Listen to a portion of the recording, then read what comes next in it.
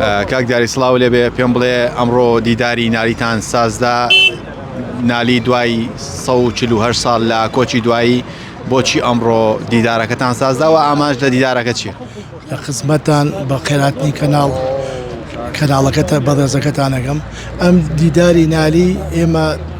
پاش ساڵ ویستمان بیکەین لەبەرەوە کەوتینە ناو ماتەجەولە بۆ یادی ساڵ وەگەڕی حەزرەتی نالی بوو ویستمان ئەو ساڵە بیکەین لەبەرەوەی ماتەجەول بوو ئەو میوانانش کە باومانەکەدن لە هەولێر و کفری و کەلار و ماتەجەول بوو نەماتوانی بیکەین ئیم ساڵ هەم ئەم فکرەیەک بوو بۆ حەزرەتی نالی لە خاک و خۆڵ هاتۆتە دنیاوە لەم گردەی بەرامبەرمان مەقابلمان نالی لەوێ ژیاوە ئێتر ویستمان تیمسالێکی بۆ بکەین و ئەو زەلامانەی کە لەسەر حەزرەتی نالی ئیشیان کردو و دکتۆرایان هێناوە ماجستەریان گێراوە شەو نەخوونیان کردو بۆ شتەکانی حەزرەتی نالی لە تورکیا و لە ئەستەمبوڵ و لێن ئەم شتانیان ئێمە خۆمان بە قەزاری ئەو پیاوە گەورانە ئەزانی سەر و هەدەیەکمان بۆ دروستکردن و ئەم یادەمان کردو بە حزوری جەنابشتان کە لەیرە ئامادە بوون کە پایەی بوونی گەردوونی دانا خوایە کە دڵی پڕ ئارامیە هەر کەس کە دانی بەبوونی دانا.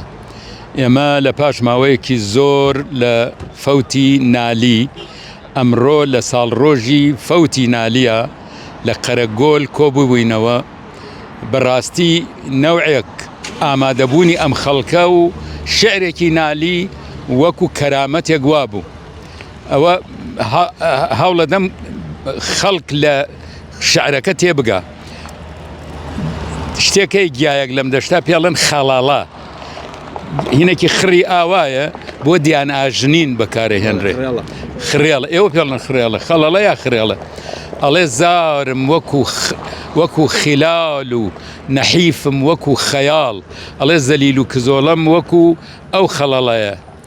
لاوازیشم وەکو خەیاڵ خەیاڵ شتێکە لە دڵە هەر زۆر لاوازە ئایا دەکەومە زار و بە دڵدا دەکەم گوزەر ئایا ئەکەومە ناودەم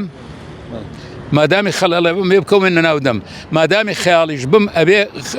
نەحیفیشم وەکو خەیاڵ ئەبێ بە دڵدا گوزەر بکەم. ئیمڕۆ سوبحان الله دوای ئەو هەموو ماوەیە لە فەوتی ئەو پیاوە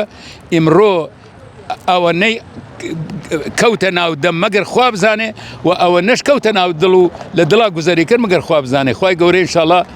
نالی بخاتە بەهەشت و هەزار ڕەحمەتی لێبێ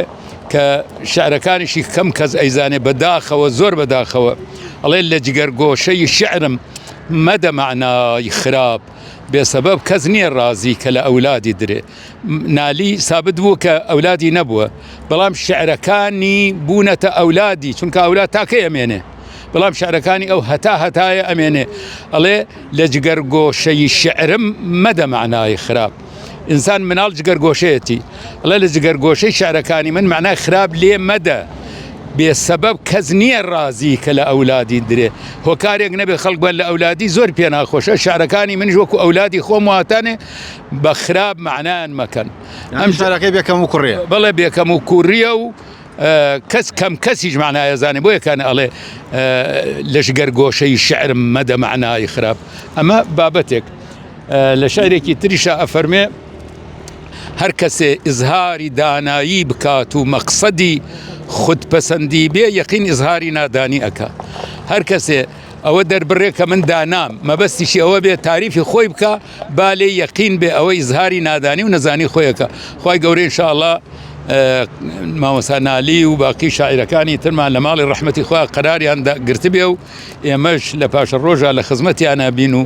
هەر لە خودی بەهەشتا ئینشاءالله شاعیرەکانی بخوێنین لای خۆی چونکە بەڕاستی کەس معنای شاعری نالی بە تەواوی نازانێ.